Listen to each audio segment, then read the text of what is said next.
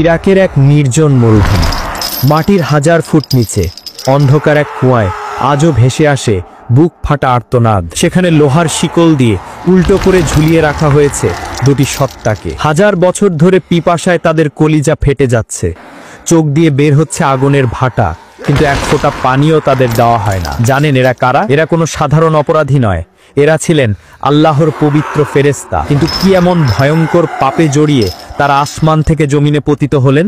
আর কিভাবে তাদের হাত ধরেই পৃথিবীতে জন্ম নিল জঘন্যতম ব্ল্যাক ম্যাজিক বা কালো জাদু? ফেরেশতা থেকে অভিশপ্ত শয়তানে পরিণত হওয়ার সেই লোমহর্ষক ইতিহাস জানতে ভিডিওটি শেষ পর্যন্ত দেখুন, গা শিউরে উঠবে আপনার। ইরাকের প্রাচীন নগরী ব্যাবিলন, জাঁকজমকপূর্ণ এক শহর, বিশাল বিশাল অট্টালিকা, ঝুলন্ত বাগান আর চারিদিকে অঢেল সম্পদ। কিন্তু এই সৌন্দর্যের আড়ালে লুকিয়ে আছে এক কদর্য রূপ।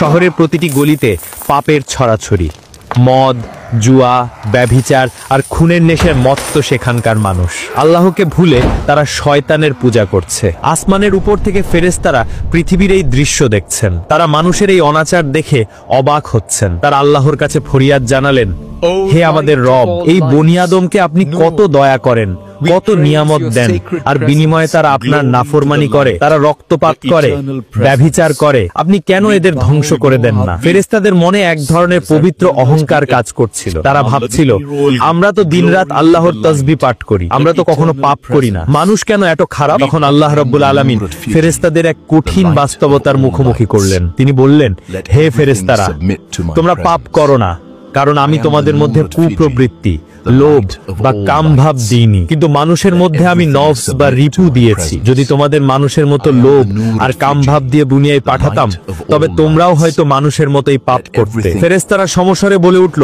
না ইয়া রব, আমরা আপনার পবিত্র সত্তা, আমরা কখনোই আপনার নাফরমানি করতাম না। আমাদের যদি মানুষের স্বভাবও দেওয়া হতো, তবুও আমরা আপনার ইবাদতেই মগ্ন থাকতাম। শুরু হলো এক মহাজাগতিক পরীক্ষা। আল্লাহ বললেন, বেশ, তবে তোমাদের মধ্য থেকে এমন দুজনকে বেছে নাও যারা সবচেয়ে বেশি ইবাদত গুজার এবং পরহেজগার।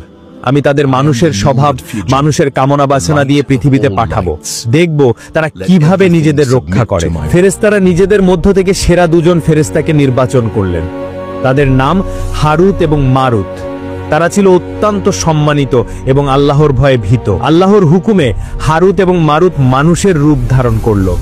তাদের শরীরে মানুষের মতো ক্ষুধা, তৃষ্ণা এবং নারীর প্রতি আকর্ষণ তৈরি করে দেওয়া হলো। তারপর তাদের নামিয়ে দেওয়া হলো সেই পাপের নগরী ব্যাবিলনে। শর্ত ছিল মাত্র কয়েকটি। 1, আল্লাহর সাথে কাউকে শরিক করা যাবে না। 2, অন্যায়ভাবে কাউকে হত্যা করা যাবে না।